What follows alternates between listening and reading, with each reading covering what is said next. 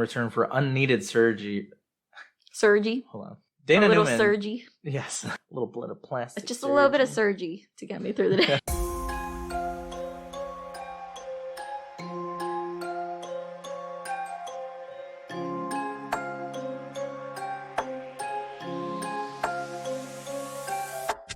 Welcome back to the Shaken Not Scared podcast, a podcast where we talk about classic and modern horror movies while we try to come up with a theme drink to go with it. Here with you as always, your hosts Eric and Vivi. How are you, Vivi?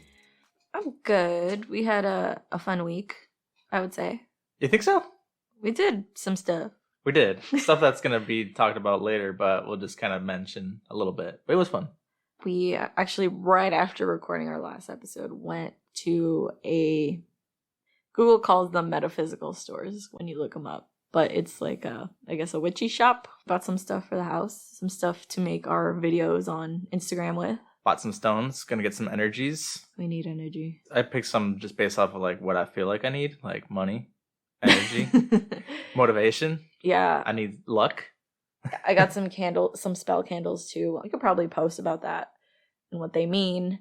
But that was fun. We did that right after recording, and then... So be nice to us. I know that Vivi was a little afraid or intimidated because we talked about how like people feel very, very strongly about you being wrong about those kinds of things. So just bear with us, okay? Yeah. We're figuring it out. Allow people to learn things. We also drove up to Wisconsin, your favorite place. Wisconsin. What better place to go and always talk about than Wisconsin? We went up to Whitewater. Visited. Why did we go to Whitewater? We visited Second Salem. It's a brewery up there. It doesn't seem like they're huge. I looked at their website. Looks like they've only got a couple of different locations where they distribute. But we picked up some beers. They've got creepy art, and we love it. And we're going to probably feature them on a show soon.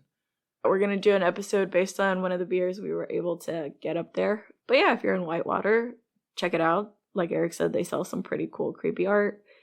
And you can go get a ton of beer. They have some stuff in Lake Geneva, too. So just look at their site. You can probably find some in, I think it's like 3 or 4 different locations. But we'll talk about them more in a later episode. What are we talking about today?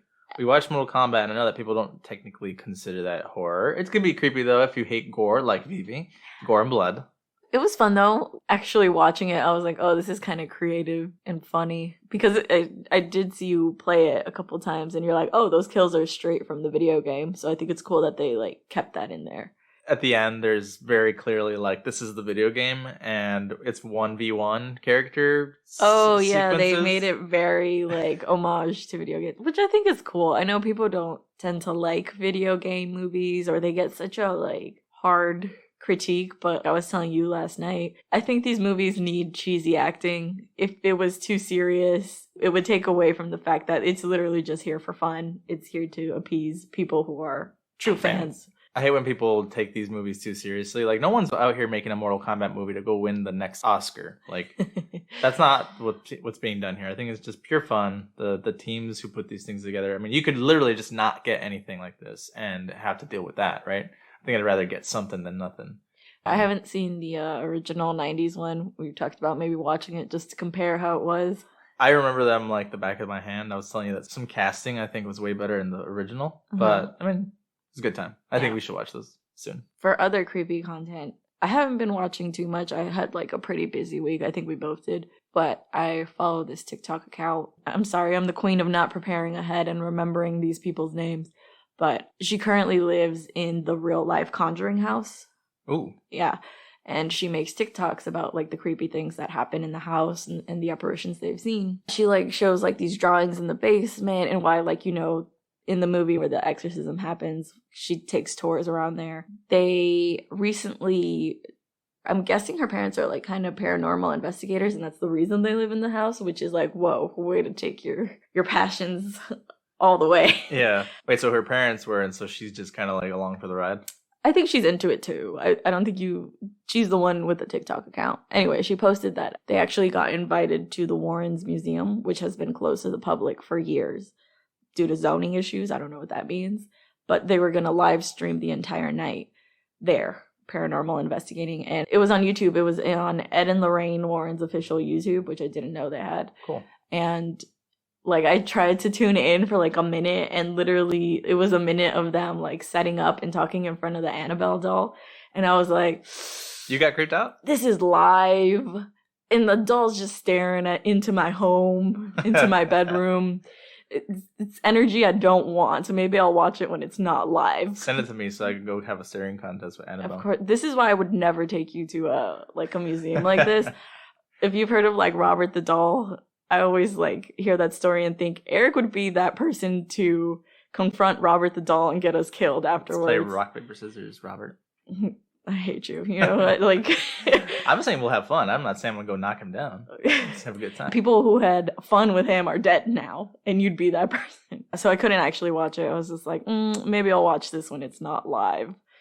Also, they were gonna be there like all night, so I'm like, can someone condense just the creepy parts that happen, and I'll watch it. Maybe we can watch it on Twitch. Twitch is coming soon.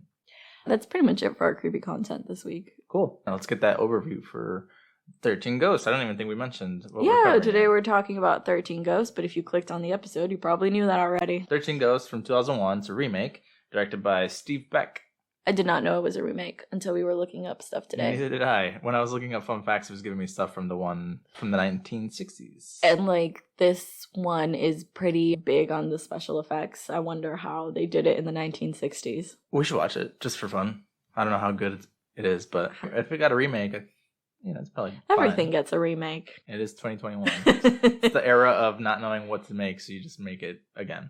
Okay, I get it for some movies like Mortal Kombat, where at the time the special effects weren't there, technology-wise, and now they are. But does that make it a better movie? I don't know. I told you the extent of Sub-Zero's power in the 90s one was it's just an ice dome, and Liu Kang throws a bucket of water at him, and that's how he kills him. You were like, sounds groundbreaking. You're like, that's probably so they didn't have to do the CGI for Sub-Zero anymore. They killed him off super quick. So once again, I didn't want to make a cocktail.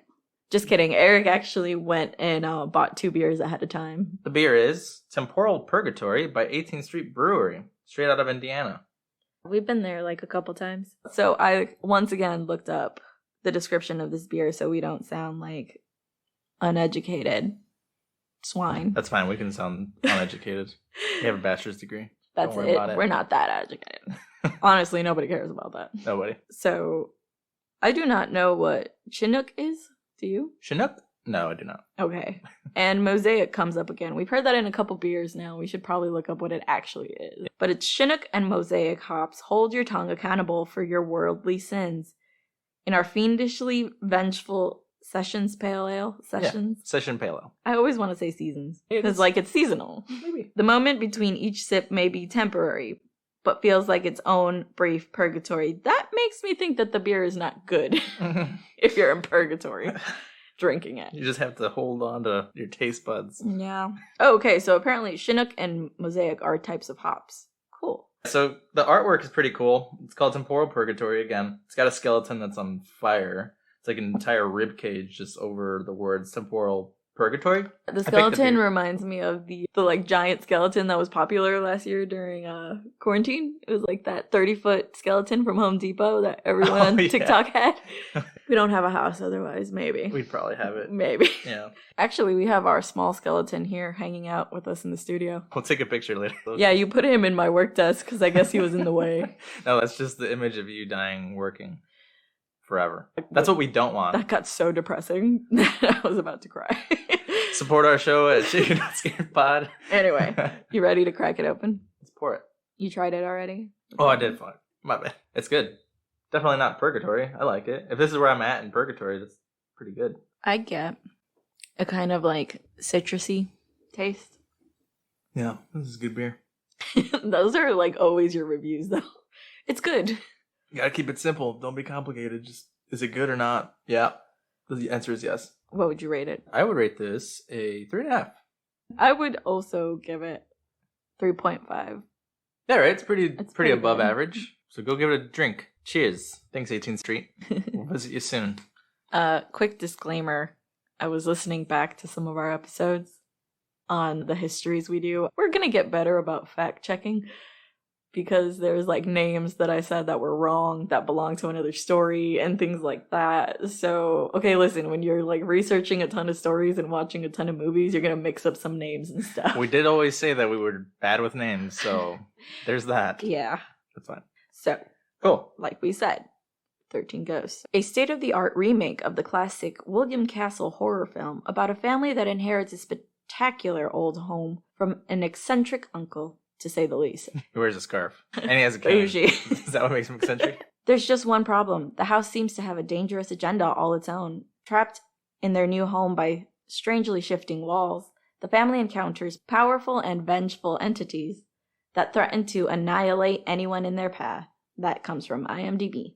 I don't want this to affect your rating, but IMDb gives it a 5.6 out of 10. Does that affect your rating? No, I don't care about IMDb. Okay.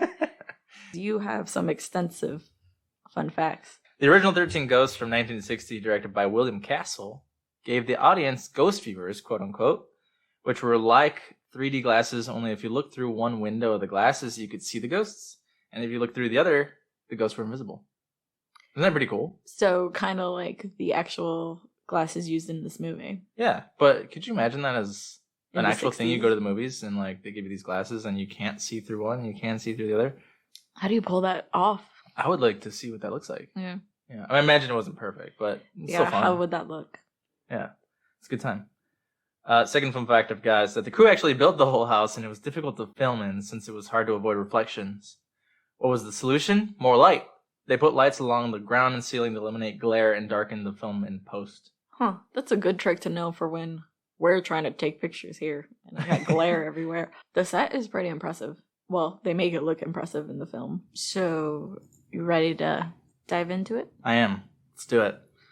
So, we open on this scene in like a wrecking yard. There's a bunch of men. Seems like military, Secret Service shows up to capture something. And Dennis, played by Matthew Lillard, who we just saw as Stu in Scream. He's a medium, and he seems to be able to tell what's going on there because he keeps getting these flashes of things going on in the junkyard. So this guy, Cyrus, who is clearly a bad guy, and his boss, is asking him to tell him about the spirit. Right? At this point, you're kind of trying to figure out what's going on. Yeah, because it's just a chaotic scene. Dennis grabs the ground and gets flashes of everything. He's like, oh man, you told me he only killed 9 people. This guy has 40 victims. He's like, yeah, 9 of them were while he was alive.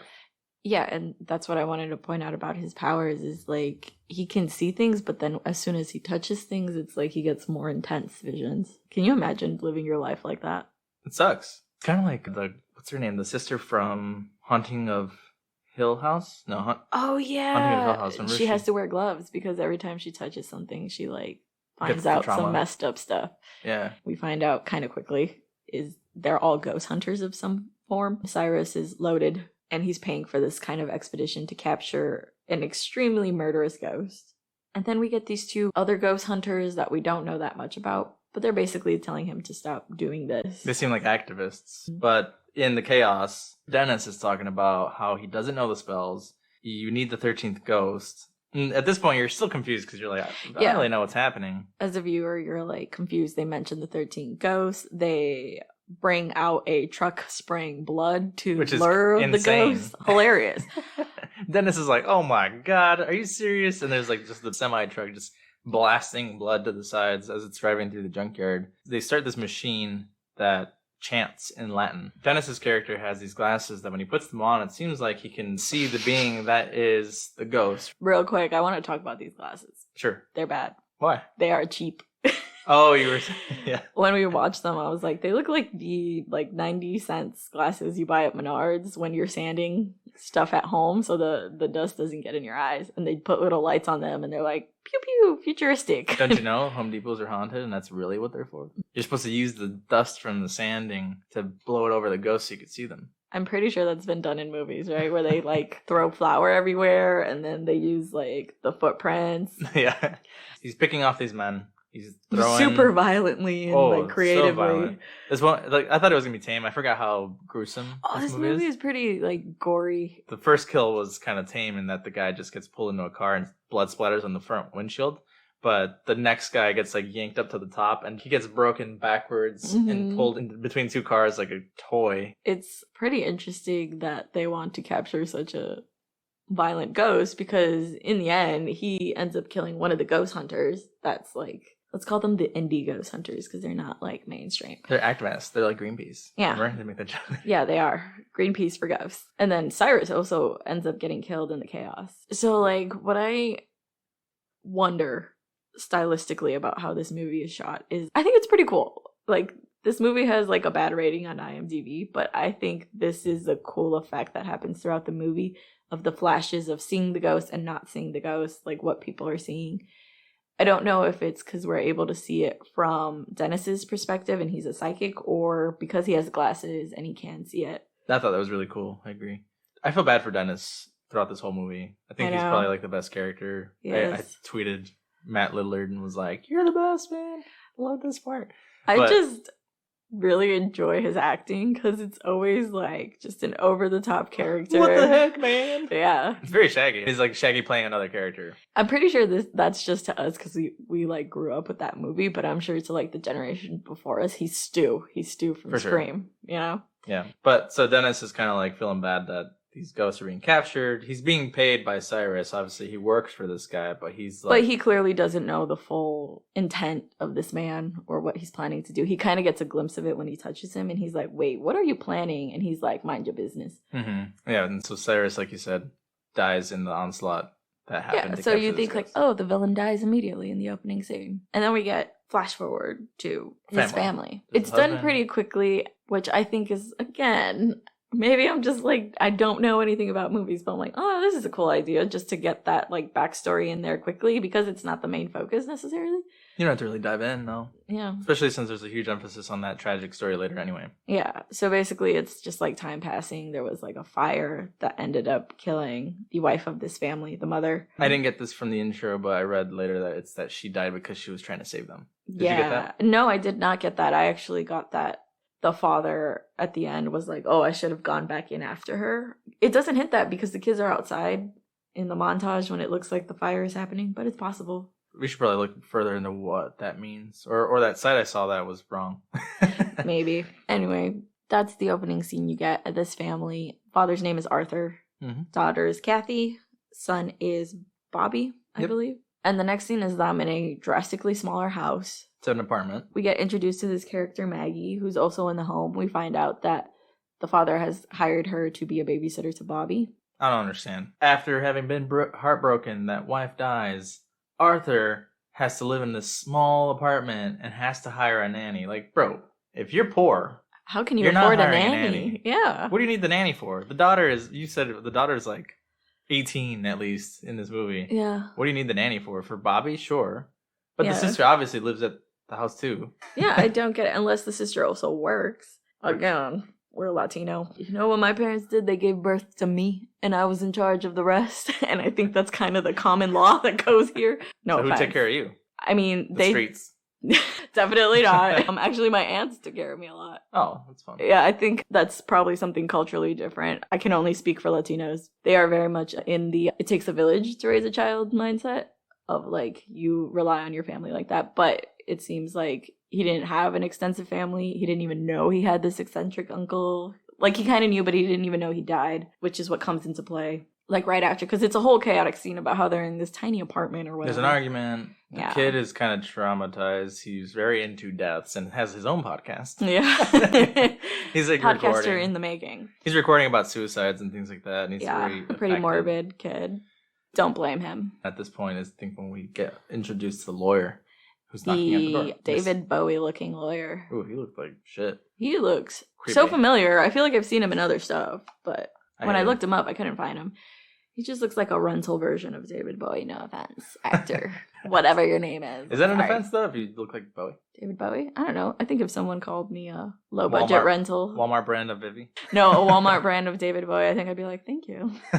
So, yes, the lawyer is there. He's like, I am here to tell you about something. And he sits down, opens up a laptop. He plays this video with, like, signs on the background. Yeah, let's talk about this uncle's, like, editing skills in programs that probably, like, didn't even exist at the time. His Windows Movie Maker. Yeah. On Windows XP. I'm sure he paid for someone to do that. And he's got this kind of, like, Doctor Strange orb thing going on in the background. Yeah, he does. Very creepy. Basically tells them, I've died and you've inherited my house. You know what he kind of looks like now that I'm thinking about it? It looks like the Dos Equis most interesting man guy. When he sits down when he sits down, he's like, "What are you drinking?" or whatever. I can't remember the commercials, but he's sitting there with like his robe on. I don't know if it's the same actor, but he looks so much to me like the actor in Lord of the Rings who plays the dwarf. Not at all. Cyrus? Okay, so you looked at the picture, and I guess they do look alike. They do look alike. Hold on. In the same way that the Seki's guy looks like him. That they don't look identical, it's just the vibe. They do look alike. It's a vibe. Hold on. Let me It's an eccentric man with a scarf and a beard. So those all just look the same to you? I'm saying it's a vibe. Okay, but just for reference, so you guys know who I'm talking about. The actor from Lord of the Rings, his name is John Rhys-Davies. Right, Davis? John Rhys-Davies. Davies. I don't know. People who love Lord of the Rings Rhys-Davies can tell us. All clicked off already because we don't know what we're talking about. Daryl Nellen, gone. We lost their friendship entirely. But so, yes. Anyway.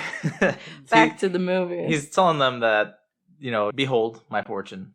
You inherited this giant house in the middle of nowhere. Don't worry about money ever again. Yeah. And you asked me this while we were watching the movie, but what would you do?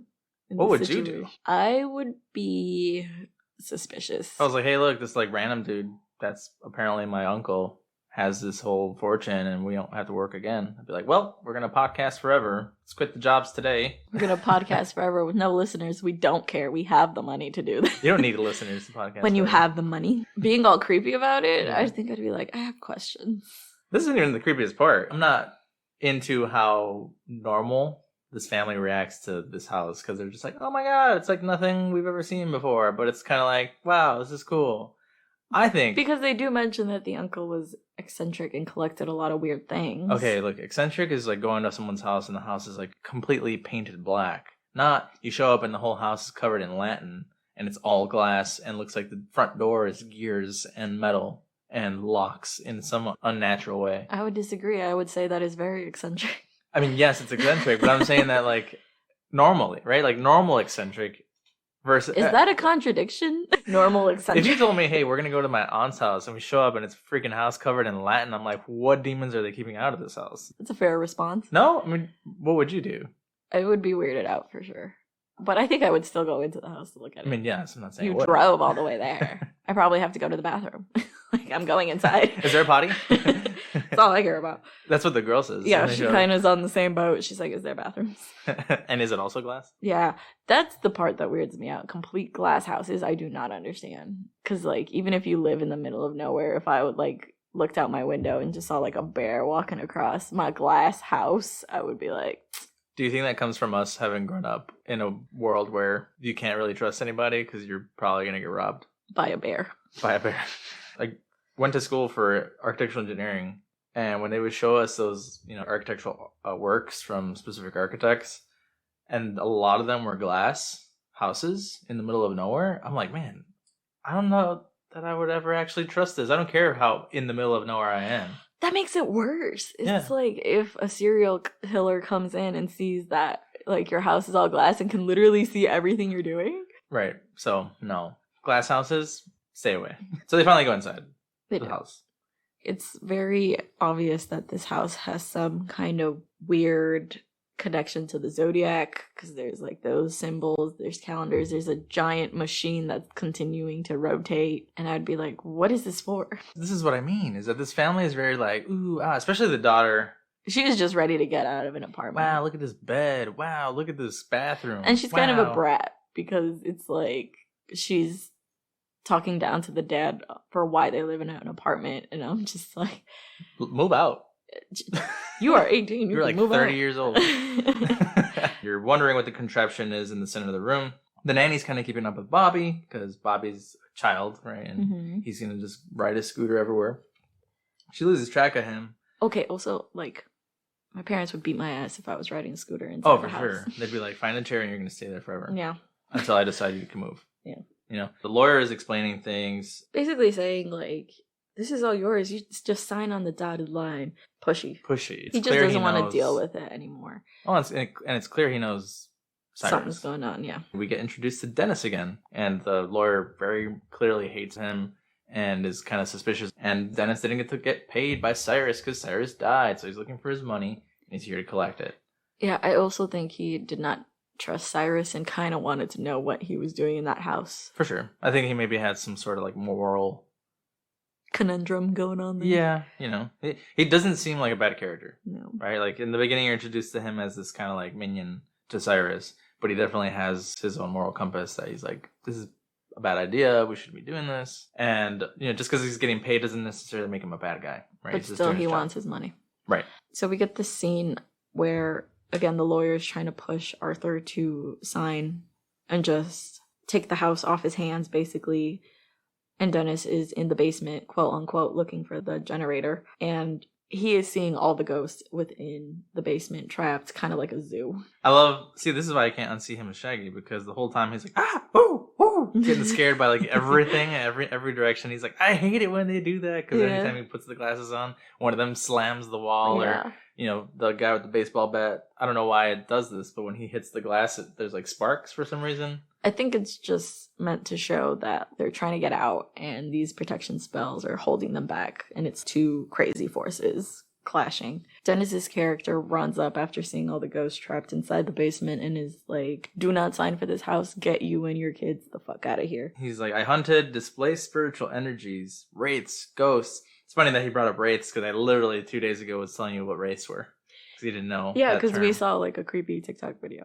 And I was like, oh, is it a wraith? And you were like, what's a wraith? And I was like, you don't know what wraiths are? I only know what wraiths are because of The Witcher. The Witcher. But he's like, we hunted ghosts. Really, I know a lot of like terminology because of video games. Video games, honestly, guys, if you don't play video games with very good stories. There are gaps in your education. There are gaps in your education. You can learn a lot from video games. Not the bad stuff, but the good stuff. But he's like, yes, we hunted displaced spiritual energies, wraiths, ghosts with your uncle. And they're looking at him like he's crazy, right? But Arthur is kind of like, okay, yeah, sure, dude. That's cool. The lawyer is like, you're the crazy person that's been calling my office or whatever. Yep. So he warns them. They laugh at him. We forgot to mention that as soon as they put the key in, it starts like a countdown. And I actually didn't realize this until way too late into the movie. And you did. Like, when you brought it up, and you're like, yeah, it's been happening the whole movie. You were like, oh, so like every time that the floor locks into place, it's releasing another ghost. So it's like clearly a mechanism.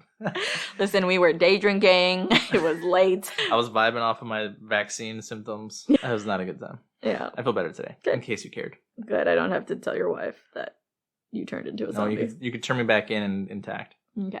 So Dennis, throughout the time that they're starting to talk about what's actually happening in the house, is having these flashes while he's there. He's starting to have these psychic attacks.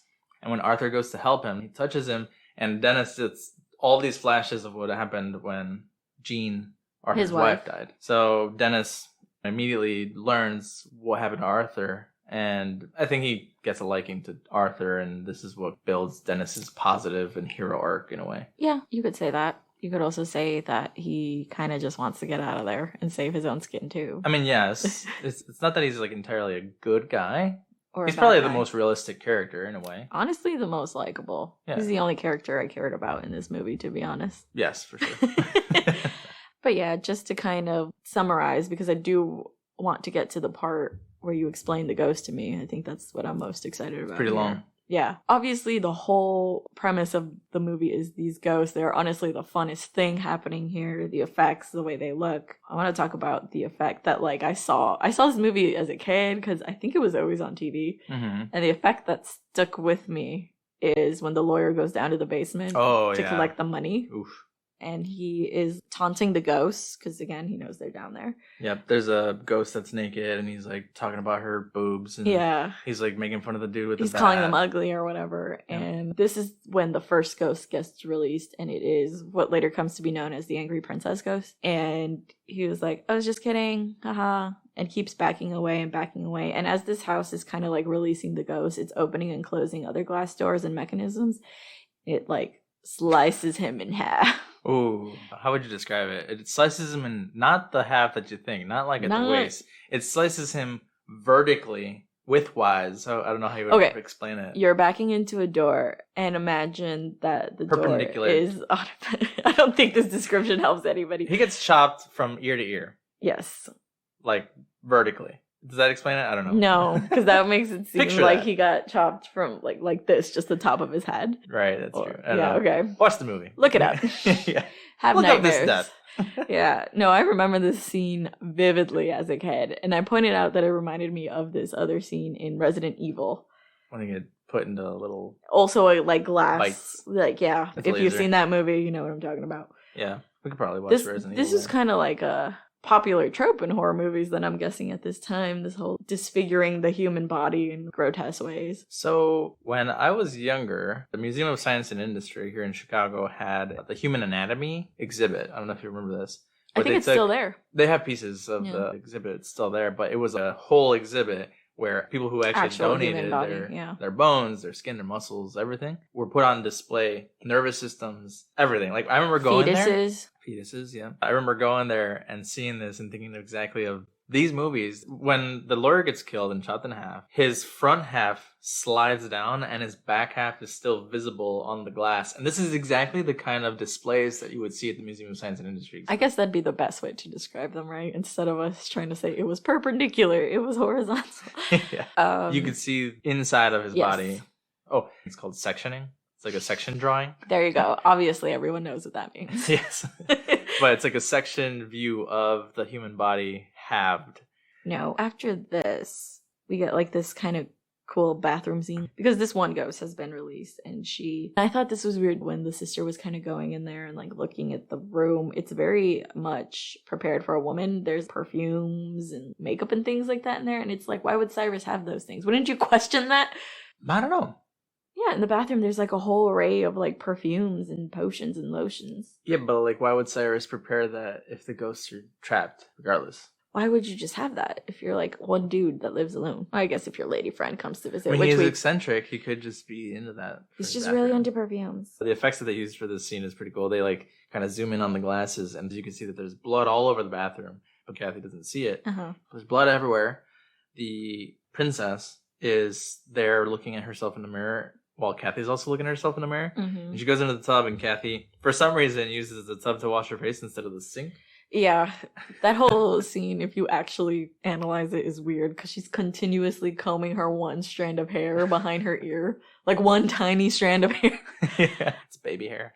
Yeah, she's combing her baby hairs in the mirror. And so she starts to wash her face, and the ghost is in the tub there watching her. And I was trying to understand why you keep hearing the whisper, "I'm sorry, I'm sorry."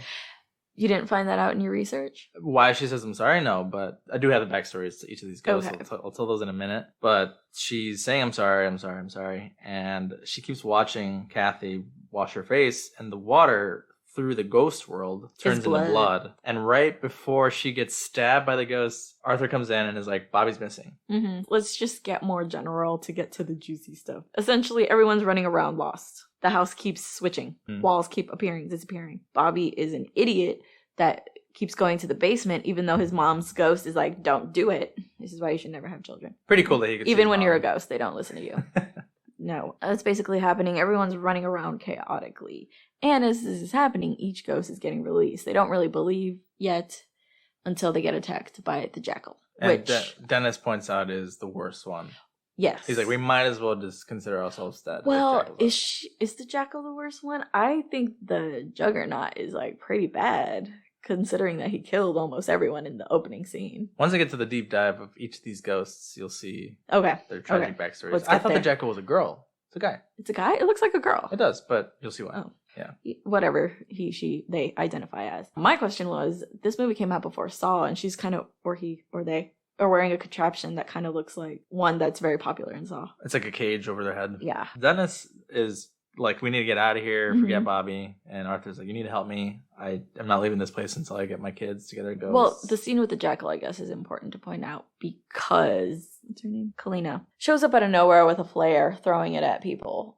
And she's in there making demands, telling people, like, here's what you need to do. And I'm like, no. And Arthur's like, how did you get in this damn house? How did you, exactly, the appropriate response. Can we get out through there? How did you get in here? Who are you? Why are you making demands in my house? But she's acting like a straight asshole. Because, like, she is laying into them like they're so freaking stupid for not knowing what's going on in this house that she broke into. Starts to give a backstory about how Cyrus has collected all these ghosts here, why they're here. Yes, she says that she works for the spirit reclamation business. How do you get into that profession? Yeah. She starts to explain that they're working on, that this machine or this house is Basilius's device. Real quick, I didn't want that to sound like I'm being judgy. I genuinely want to know. What? How do you get into this job? Oh. You have to like transport into this universe. I mean, I'm just curious. I clearly wouldn't do it because I can't even see Annabelle through a YouTube video. But I'm just curious. If you put the glasses on, you'll feel safe. Okay. But so she says that the house is Basilius's device, designed by the devil, powered by the dead. Written by someone who was possessed by the devil. I'd be mad if I got possessed by the devil and he made me do work. I have to write a whole book. What would you expect the devil to make you do if not work? Nothing. Just makes you creepy. Isn't it? No. If the devil possesses you, he's going to put you through hell. And what is hell? Working. A 9 to 5. Honestly, how do we know that we're not already in hell? Because we're just always working. Are you okay? No. This is like the second or third time you made a joke about hating your job. If anyone's listening to this from work, I love my job. I love my job. I love my job. Okay, creep.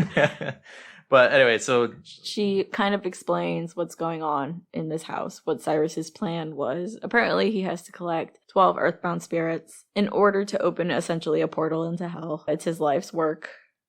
And she mentions the Black Zodiac and how each of these ghosts represents something in the Black Zodiac. And then how Arthur is essentially this thing known as the 13 Ghosts, a ghost that comes about from like self-sacrifice and love. It's like the purest form of the ghost. And basically she's telling him like, you have to sacrifice yourself for your children. And Dennis is like, that shit don't even make no fucking sense. Like, what's happening? It doesn't. She basically says that like the 13th ghost is a failsafe to stop the opening of the Ocularis Infernum, the Eye of Hell. She uses so many words here that seem so completely made up. It's like 2 minutes of every demonic Latin word you can imagine. Honestly, is she even talking? This is a bunch of gibberish. No offense to Latin. She has the book. No one speaks Latin. I speak Latin. It's a dead language. Ocularis Infernum, Basilius's device. Well, now our house is haunted, so. We should get that. We should make that Latin speech our ringtone or something. First of all, nobody uses ringtones, so people are going to look at us weird for that. But then also, it's in Latin. I have ringtones. You do. It's the music from Halloween. I wouldn't even call them ringtones. I feel like sometimes you just use them as sounders in our household. But so I do want to warn that some of the backgrounds of these ghosts have themes of suicide and sexual assault. So if if you don't want to hear that stuff, you can probably just fast forward past this deep dive in each of the ghosts because they're pretty messed up backgrounds. So I will get started with the 13 ghosts of the Black Zodiac. The firstborn son is the first. Little Billy was a young boy who was addicted to Western movies and a spoiled brat who didn't like anyone who opposed him. He challenged one of his friends to a duel after finding a real arrow in a closet and was hit in the back of the head with it, killing him instantly. So he challenged his friend to a duel and he ended up being killed. Because Billy had like these plastic toy guns and I guess the friend had the arrow and killed him. Yeah. Reminds me of Willy Wonka, that kid that's like obsessed with Westerns and he's annoying. Yeah. This ghost is a kid with an arrow straight through his head. So it's creepy in that way. The second ghost is the torso. Jimmy the Gambler Gambino spent his childhood making bets and became addicted to gambling, eventually becoming a greedy casino owner. One day he bet on a boxing match, lost, tried to get his money back, and skipped town. Manny challenged him in the boxer, who won, caught up and cut him into pieces, wrapped him in cellophane, and dumped him into the ocean. This ghost is creepy. It literally is just a torso walking around. And the head's kind of rolling. Yeah. And like it's his covered in plastic. Pieces are like everywhere. Third ghost is the bound woman. Susan Legros was born privileged and known for seducing men and forgetting about them. Her boyfriend found out, strangled her, and buried her at a 50-yard line of a football field. What year? What year? Didn't write it down, but it's like old school. Old, yeah, because her dresses are like kind of like Victorian. Prom. That's what they wrote. That's what the site said. I don't know why. It's not like he killed her on prom night. The story doesn't say anything. It doesn't go that deep. Night. Okay. Not a fan of that one. Just break up, for God's sake. I feel like we mentioned that in so many episodes. It's definitely a different time. Grow up. But ghost number 4, the withered lover. Arthur's wife, Jean, was obviously burned severely, saving her family from the house fire, and is not a vengeful spirit like the others. Her story's just sad. Yeah. Ghost number 5, the turned prince. Royce Clayton was a baseball star in high school with a superiority complex who was challenged by a greaser to a drag race. Later, it's determined that a cut brake line was the cause, but he was killed when the car spun out of control and flipped over. Okay, so many things here. First of all, I can never hear Clayton without thinking of Tarzan, and he's like, Clayton, and then he goes like, psh. Second of all, this sounds like Grease. Yeah, I mean, he's very Greaser-like. Yeah. He's got a leather jacket and a bat. And a bat. That's what you think of Greasers, right? Yeah. Leather jackets and a bat. That's all you need. to be a greaser. And the cool hair. Yes. Ghost number 6, the angry princess, which you've already touched on. Dana Newman did not believe in her own beauty and had several abusive boyfriends that only led her to a lower self-esteem, eventually working for a plastic surgeon in return for unneeded surgery for imagined defects. She eventually tried to perform surgery on herself and ended up blinding and mutilating herself beyond repair. She committed suicide in the bathtub by slashing her body with a butcher's knife. Yeah, that actually makes sense now because they very much exaggerate her features, like her lips and her jawlines. And then I pointed out, like, the way that, I don't know if this is the actress's actual body or if it was like a bodysuit, because the way they make the boobs look is very much like not attached to the body. And I was like, is that just how the directors thought boobs should look? Or guess it's plastic surgery. Yeah, this is a pretty sad story. Yeah. Yeah, that she was, apparently, I didn't write this one down, but they said that when they found her body, they even said she looked beautiful in death because there was nothing wrong with her. Yeah. So, that's messed up. Ghost number 7, the Pilgrims. Isabella Smith was an English woman who came and settled in New England during colonial times. Being seen as an outsider, she was accused of witchcraft after livestock started to die and was seen emerging from a barn fire unharmed. She's crazy. She died after being sentenced to the stocks with no food or drink. The stocks being like those things that you put your head and arms through. Oh. I had to look it up. Pillory, if that's another word for it. You know, it reminds me, you're watching Handmaid's Tale for the first time. The colonies? I guess that's creepy content. Oh, it is creepy. It was creepy to watch during It's creepy content that I'll bring up every week because it's my next It's ongoing, yeah. It's my next Attack on Titan. Yeah, but they send them to the colonies, so I was wondering if it was like that. But no, the stocks are those things you can always take pictures in at like county fairs and for stuff. Fun. So the ghost number 8 and 9 are related. I'll just kind of keep their stories separate, but they're the same story together. Okay. So the great, actually, I'm going to start with 9 and I'll go into 8 because 8 kind of comes as a result of 9. Okay. So ghost number 9 is the dire mother. Margaret Shelburne was only 3 feet tall and an attraction in a carnival. She was sexually assaulted by the tall man and gave birth to Harold the Great Child. When carnival employees decided to prank Harold, they kidnapped Margaret, only to be found dead by suffocation in the bag they kept her. Ew. That's, terrible. So, as a result, the Great Child, Harold, his story is connected too. So he's ghost number 8, the Great Child.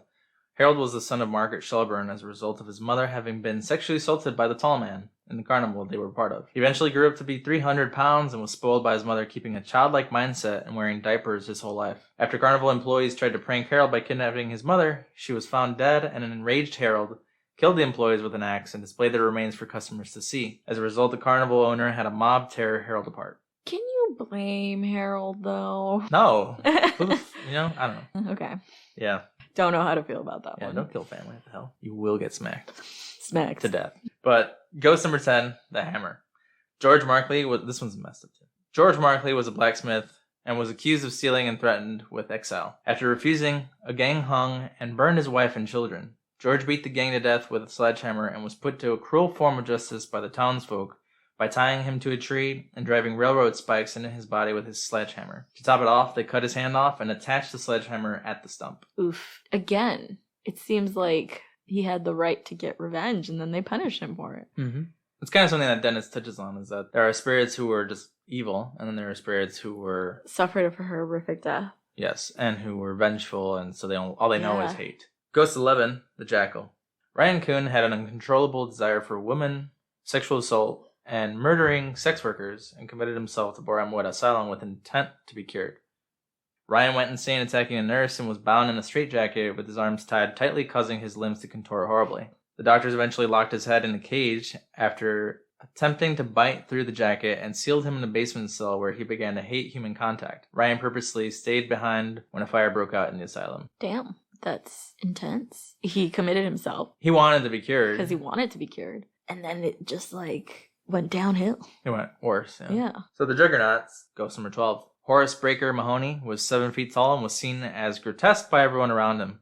He was raised by his father and worked with him in the junkyard, but after his father passed, Horace was left alone, going mad, and would eventually pick up female hitchhikers who he would tear apart and feed to his dogs. An undercover female police officer was picked up by Horace and was able to call SWAT, but once captured, he still managed to kill 3 SWAT officers after breaking free from the cuffs. He was shot down by 5 SWAT officers. Damn, his story sounds a little bit like Robert Pickton, the pig farmer who killed a bunch of women, typically sex workers, and it was rumored, they're not sure, but rumored that he fed them to his pigs. Disgusting. Yeah. Pigs eat anything. They really do, though. Yep. They'll even eat themselves. Fun fact. Disgusting. Did not know that. And then there's the 13th, but less interesting or less tragic ghost, which is the broken heart. Arthur is meant to be the 13th ghost as he was heartbroken after the death of his wife. So you can't help but watch this and think of the tarot cards, the Arcadia, Major Arcadia. Are they like a representation of the lovers? The broken heart and the withered lover. Withered lover, perhaps? Yeah. So we will have a mini-sode about this, but there's an actual Black Zodiac. The Black Zodiac that's represented in this film was made up for the movie. Mm-hmm. But there's an actual Black Zodiac, which apparently is the evil version of the Western astrological zodiac signs that we know of. They exist. When I was looking this up, I saw the artwork, and I was like, oh, I've seen these before. I didn't know that they were actually based off of the evil side of the zodiac. I'm excited because I didn't know about this, and I'm not like super into astrology like I know a lot of people are. I just think it's fun to casually talk about it. Honestly, when I do the research for that, I don't know if it's like real or just invented for fun. Do you know what I mean? Yeah. So we get this background from Kalina. Gosh, her name is very difficult to remember. It's funny because this actress is Miss Honey from Matilda. Is she?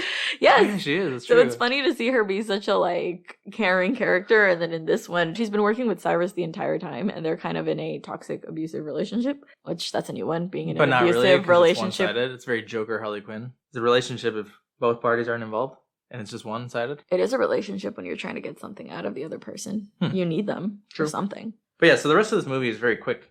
Yes. Right? We find out immediately that Kalina's bad. Which I was confused by because I was like, I thought she was just telling him how to do well. But would make sense. Why would she show up in the house and be like, you have to kill yourself for your kids? Like Dennis said, that shit don't even make no fucking sense. Yeah.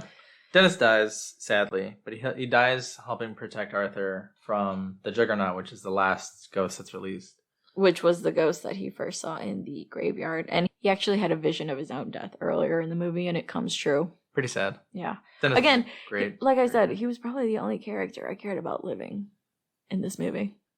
Honestly. Is there a reason you don't like any of the other characters? They're just like not interesting. You know, like they're not developed. You don't grow an attachment to these characters really. Yeah. There's like problems with the way some of them are portrayed. Like Maggie, I feel like it's a very early 2000s stereotype. That stuff was probably pretty problematic. Is that she was added as the African American character, but only in to be comic relief. But she does end up being the hero. Yeah, so the characters I don't feel are like I grow an attachment to them. Mm-hmm. You know? Right. Yeah, so Dennis is killed, saving Arthur, because they finally did this kind of gung-ho, we need to go get Bobby and Kathy, because Bobby and Kathy are missing. Yeah.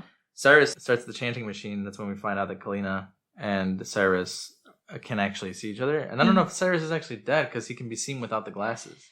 Yeah, I was going to ask you that, because it seems like he's just some different type of entity. Maybe he's already been given the power by the machine, because the ghosts are out. I don't know. It's not really clear. I don't think it's made super clear in the movie. No, but Arthur sees his wife, who tells him, go save our kids.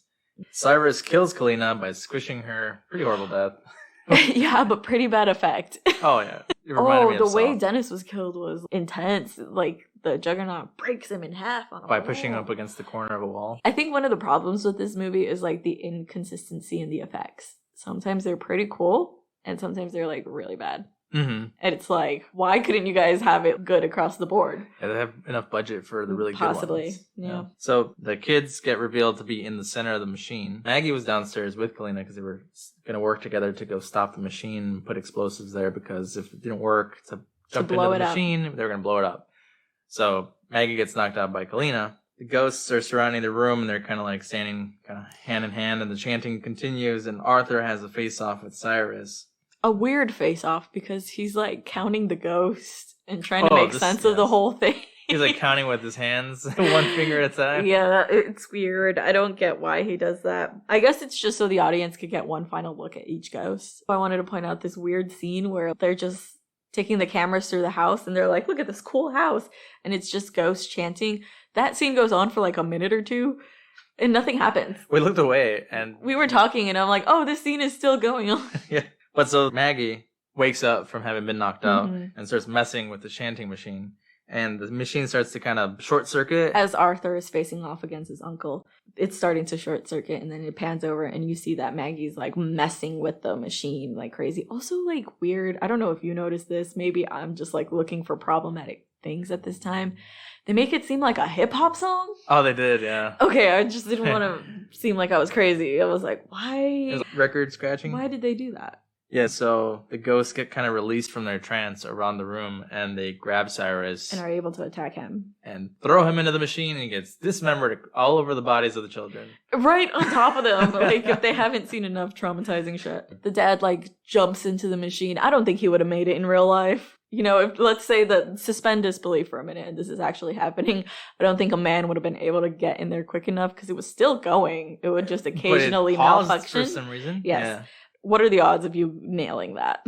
He's in there with the kids and he covers them. And giant explosion of the whole house. And I was like, what the hell happened to Maggie? Mm-hmm. And they're safe. They see that the ghosts are leaving because they've released them. They're literally just walking out all chill. Frolicking. Some of them are like jumping, singing, dancing. But their mom is the last one to be there. She stands there, tells them that she loves them. Yeah. And it's the end. We get like an end credit scene where Maggie's like, I quit. I hate this job. I hate this family. Yeah, and honestly, good for her.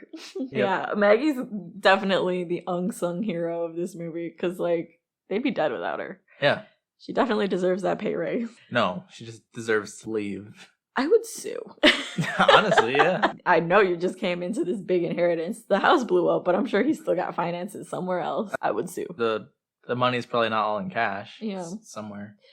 Yeah, I thought that was funny because there's a scene where the lawyer goes to get cash, and I'm just like, maybe it's because I don't own tons of money, but like the notion of carrying cash is kind of outdated. But also, maybe if you're rich and you don't want your money traced, you do keep it. Why are you rich and don't want your money traced? Oh, lots of reasons. We could talk about that. We could do a whole episode on Epstein. Is he in the cartel? Or? So many possibilities. Nice.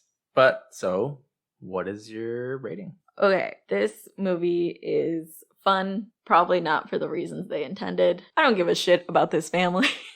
I don't give a shit about what happens to them. I think the ghosts and them showing up in this house is cool. That's literally my whole... I'm probably appeal to a lot of people, like, what I think is the best part of this movie.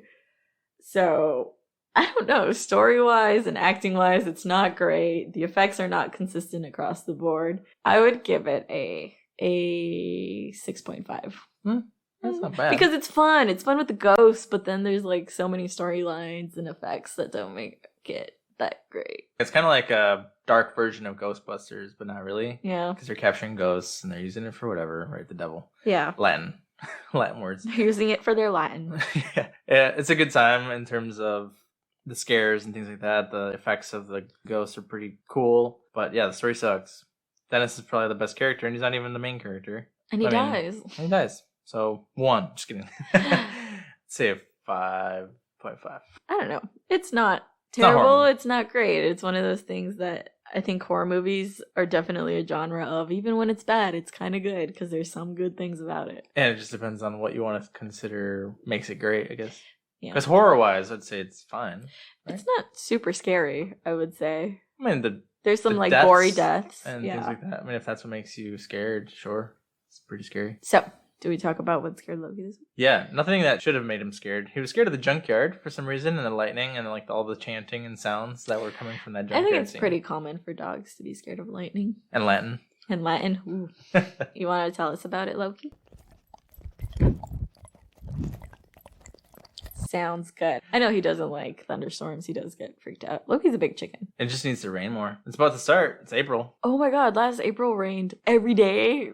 Thunder, lightning, every night. I remember because we were sleeping on the sofa. Because we had just moved in, kind of. And like, every night was like lightning in the living room. And I was like, I can't sleep. I wonder how he's going to act this year. Just because we would point it out that he was born in February. And so when he was like, so he lived through puppy, that. He lived through all of the rain. Maybe that's why he's scared of everything.